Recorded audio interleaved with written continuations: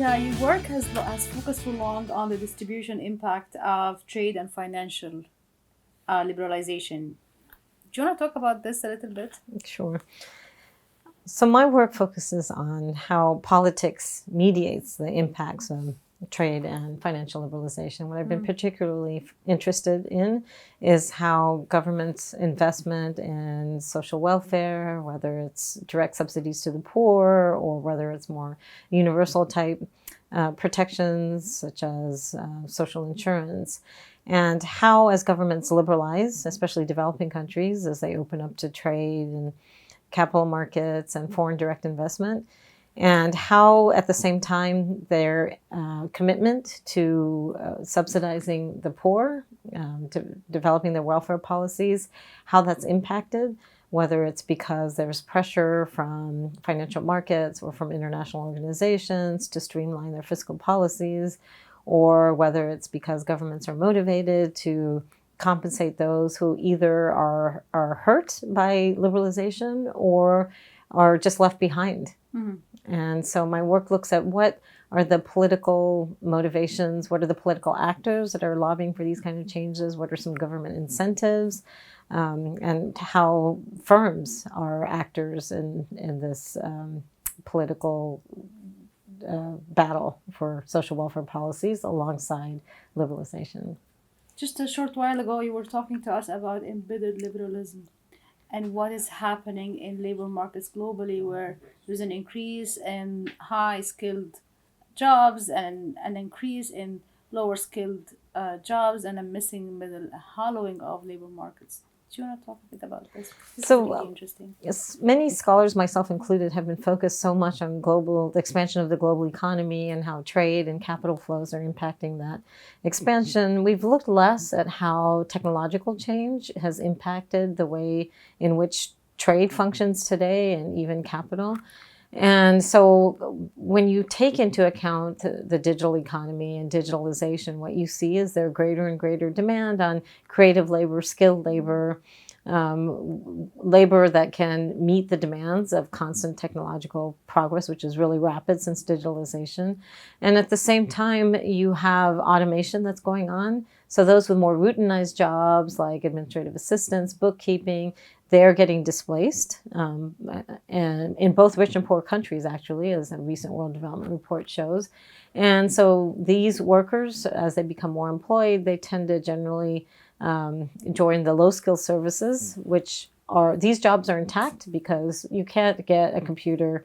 You can, to some extent, even those are being affected, to clean your floors and forage your food, cut your hair. Yeah. So those jobs are intact, but the problem is in terms of the lowest skill services that the wages have not been increasing, especially in developed countries. So it's a hollowing out of the middle because these middle sector jobs are decreasing and there are more people at either end, and it's the high skill jobs that are experiencing the most rapid income gains and social gains, whereas the low skill jobs are not.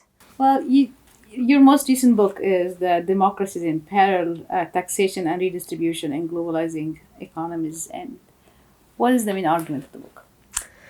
So this book is looking again at how liberalization is affecting developing countries, but this time I'm looking at it both from a revenue perspective and from a spending perspective. The revenue angle is the missing link that many of us don't think about when we look at social spending. So in the book, we're looking at liberalization, which we measure in a particular way, which is not usually done, which is the reduction in trade taxes, the reduction of tariff barriers. So as it turns out for developing countries, this has been a critical source of income because it's an easy to collect tax. You collect it at the borders.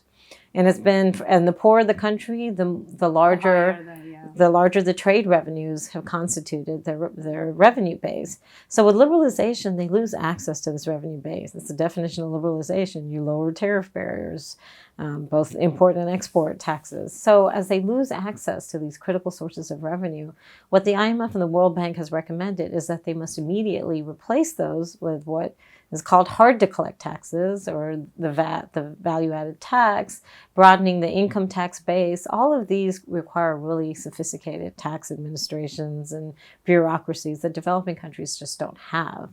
So what the book observes is it's co-authored by my former student who's now at Fordham, Ida Bestjens. And what the book observes is a very interesting pattern, and a troublesome pattern, is that democracies in developing countries, not rich advanced democracies, these developing country democracies, it's much more difficult for them to simultaneously transition from the hard to collect tax or the trade taxes of trade liberalization the easy to collect taxes to the hard to collect taxes. And that's where politics come into play, because the populace doesn't want them. Nobody wants to pay higher taxes. So there's much more pushback. And of course, there's multinationals, which they want both the liberalization, lower trade taxes, and they don't want to pay income taxes.